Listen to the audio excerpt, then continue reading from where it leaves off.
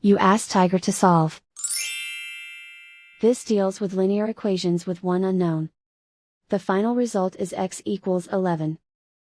Let's solve it step by step. Group all constants on the right side of the equation. Add 54 to both sides. Simplify the arithmetic.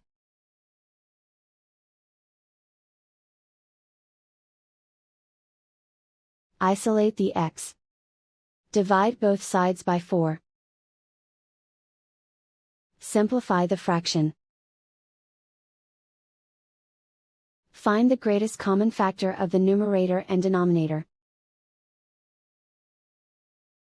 Factor out and cancel the greatest common factor. And so the final result is x equals 11.